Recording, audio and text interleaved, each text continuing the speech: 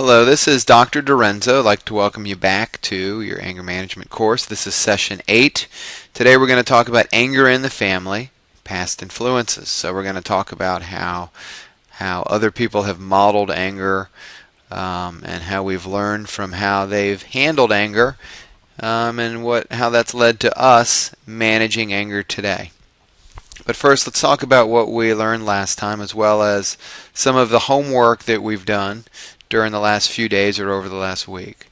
So last time we learned about aggression, passivity, and assertiveness, and learned that assertiveness is the middle ground between aggression and passivity when dealing with conflict. We learned about that 5-step conflict resolution model as part of your assertiveness training. So let's check in. What number did you reach on the anger meter this past week?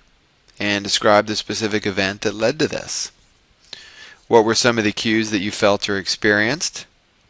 Try to state one or two from each of the 4 categories.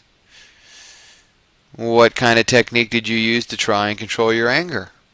Are you better able to manage your anger? Are you better able to manage your stress? Are you more aware of your automatic thoughts, false beliefs, and physical and psychological responses to stress? So let's learn more today. Let's learn how our prior experiences may have influenced our difficulty in managing our anger and emotions in the past, and maybe even still today. So most of us have experienced anger in the family.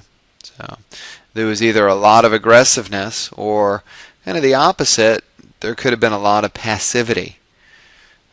Even in passive families, there are moments where things really blow up, when people can't take it anymore. Often when a partner can't take the continued passive response of the other partner, and ultimately the passive person blows up because they're tired of being chased by the more volatile person. So, past influences. Since aggressive, passive, and assertive behaviors are learned, it can be very helpful to talk about how your parents and family express their feelings. If your parents were aggressive people, you probably learned how to be aggressive from them. Reflect about the series of questions to further understand your anger. If at any time you feel emotionally overwhelmed answering any of the questions or thinking about the questions, then try and move on to the next question until more attention can be given to the questions skipped. So I want you to take some time and reflect about your family. Did you live with both parents? Did you have any brothers and sisters? Where did you grow up? How was anger expressed in your family as you were growing up? How did your father express anger? How did your mother express anger? Were you ever threatened with physical violence? Was your father ever abusive to you or your mother?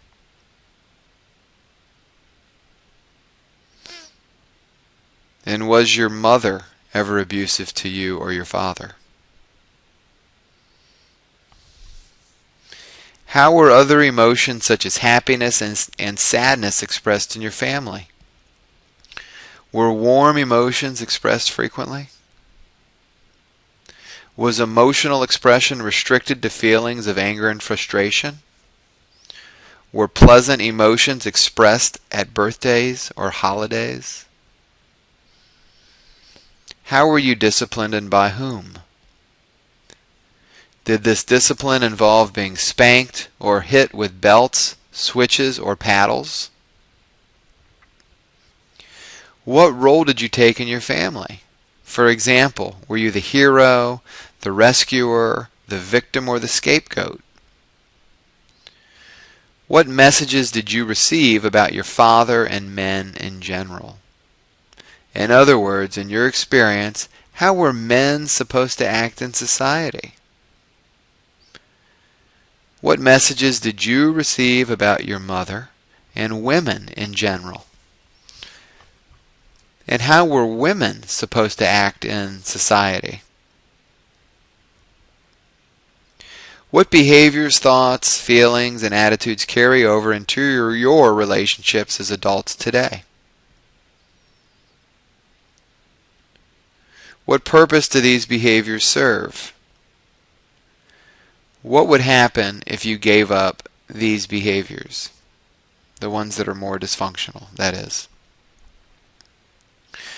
Current behavior is strongly connected with past social learning. So we absolutely learn many of our behaviors from modeling what our parents have done and other important adults in our childhood and even in adolescence. That doesn't mean we still have to use them today or model them today when we know better. So here's the exercise for session 8. Now that you've explored and reflected about how your past experiences with anger in your family of origin, I want you to write a paragraph about how anger management observed as a child and teenager influenced your own anger management in your life as an adult.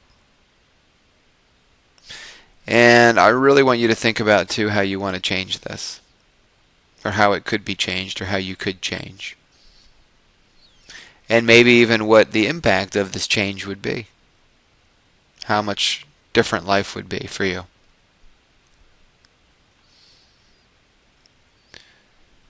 And this concludes session 8. You have one more session, which is a summary session.